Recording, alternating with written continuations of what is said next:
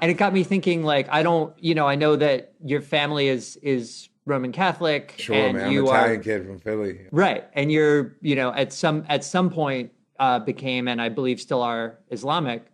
And where in your journey kind of were you during the making of that record? I think just the stuff about Jesus and how it was, unorthodox got me wondering that. I was just I think you're trying to find yourself at that age, and you think you have all the answers, and it's not until you're our age now that you realize you didn't know shit then.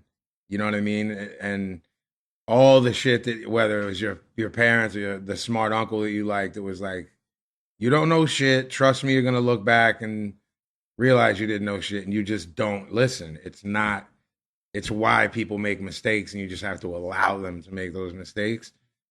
It's like the same thing with Islam, and like I found Islam, it helped me at a rough time, but as I get older, I'm definitely embracing the idea of an energy and that over religion, the concept of religion. I think we all can agree that it's caused every war that's ever happened. Whatever religion. You know what I mean? We're going back to the Crusades, and how much do I want to associate myself with any specific?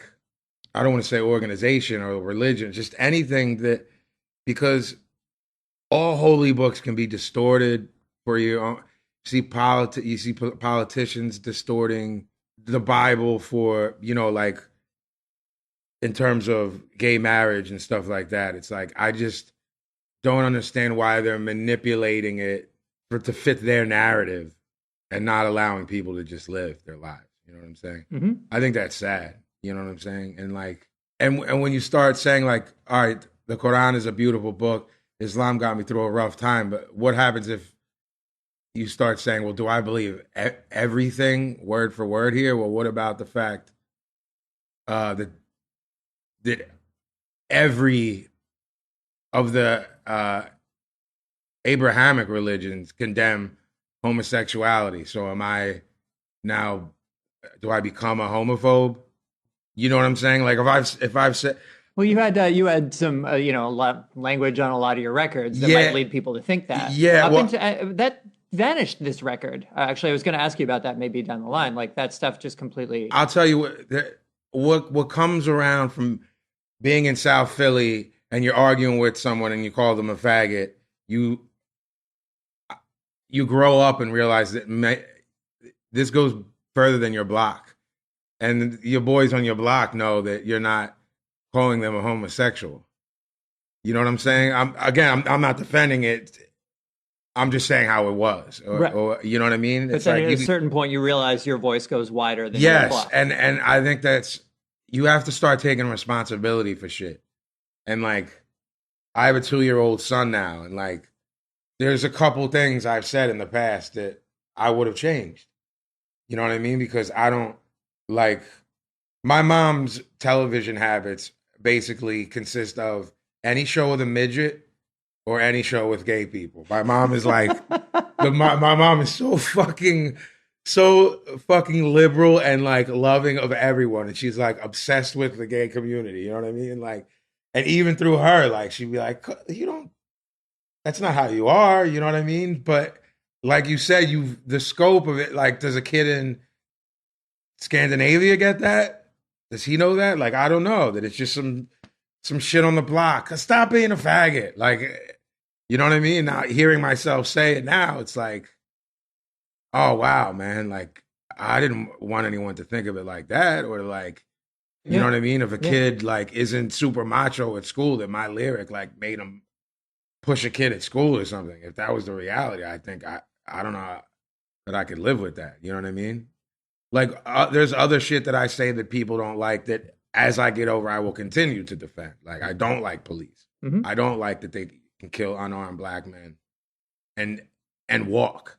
You know what I'm saying? Yeah. Will I step away from that? No.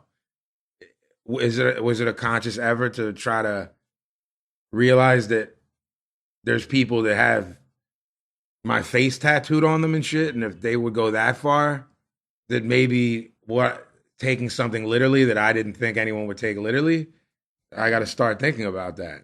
Could I play that? I don't. when I say, can I play this in front of my son, I don't mean the curse words. I'm weird about that, man. I curse like a sailor, and that's just how it is. I don't believe that I believe that the raising and raising a child lovingly, and they know you love them, and you hug them and kiss them and tell them you love them all the time is good parenting. If I stub my toe or bang my ankle and yell fuck, my child's gonna be just fine. Yeah. You know what I mean? So I don't mean like, can I play it in front of my kid in terms of cursing, but the idea. So I want the concept, like, oh, is he anti? It's like, oh, are you anti-Christian? Like, no, but I do get where you could see it because of the shit that I said, but I was saying it that crazily because sometimes motherfuckers won't listen. So you find yourself going, you know, it's like, all right, I don't want to hold back. And then you find yourself going too far one way to try to prove a point. You know what I'm saying? Or like, yeah. And well, also religion wise, I think, you know, around like, when was it? 04, you know, some of the stuff you were doing was, you know, you did that Scars of the Crucifix song, which maybe is something you're talking about in terms of the language against Christianity. Absolutely. But at the same time, that song also was defending Islam in a very vehement way. They want to lie to you. They want to tell you that the government's reliable. They want to tell you that Islam is dangerous, when everybody know the Christians are to blame for this. Cause it's the truth, deal with it. But you complain every time I'm real with it. I'm about to kill critics and then take them to war and teach them how to put their love and their faith in our law, or I'm breaking their jaw. Which even 3 years after 9/11 was not exactly like a popular stance. I mean, trust me, these guys weren't really happy with shit I was saying at that time. I think, you know what it is, man?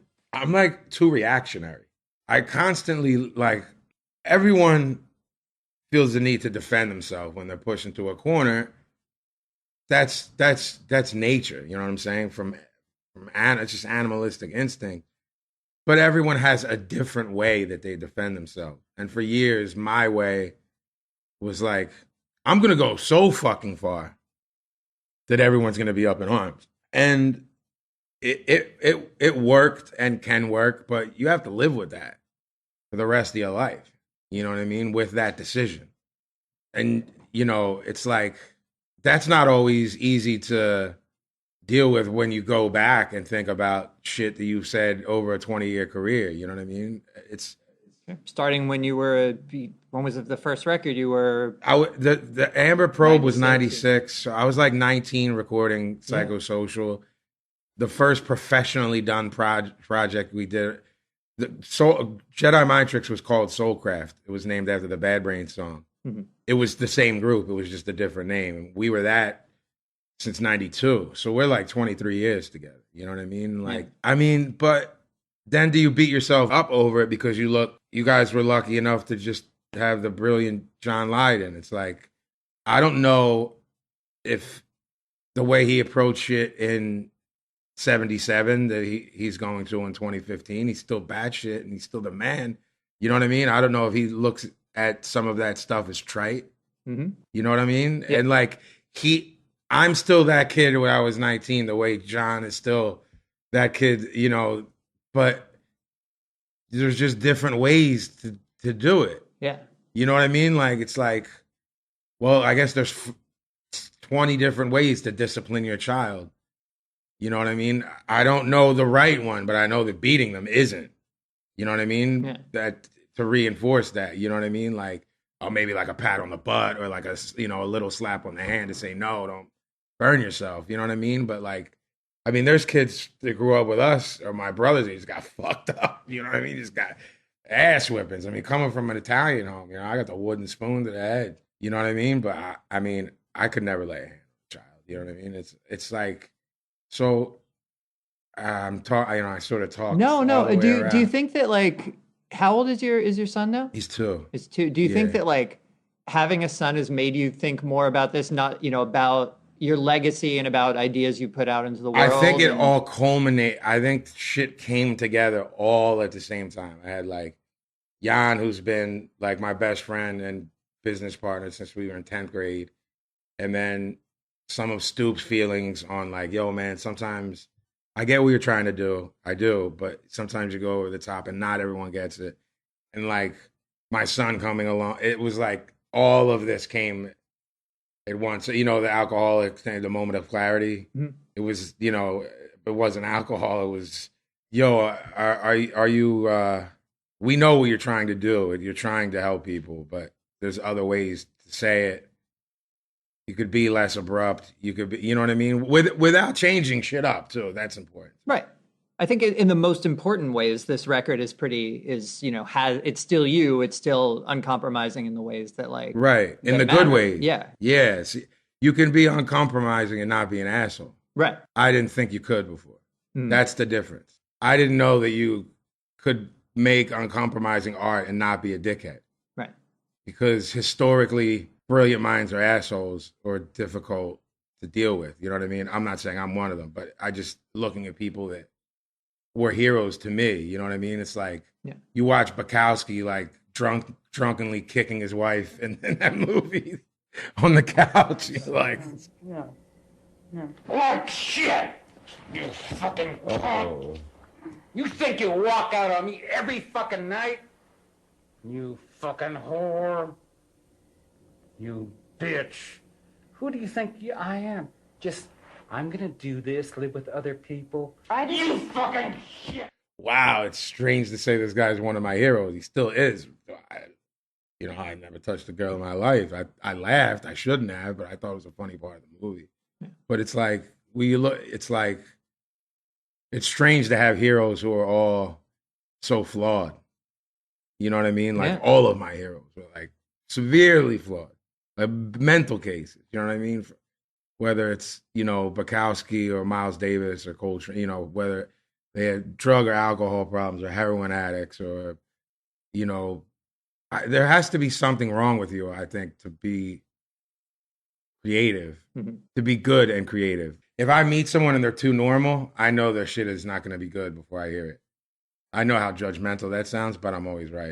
If I meet this like normal, good-natured, good-natured is great, but if you're not a little bit off or I don't see a little bit of bad shit gleam in your eye, I'm like, or you're just not going to have the mental acumen to deal with this shit that comes with it. Can you wrap your head around, a kid in Norway saying your song saved his life?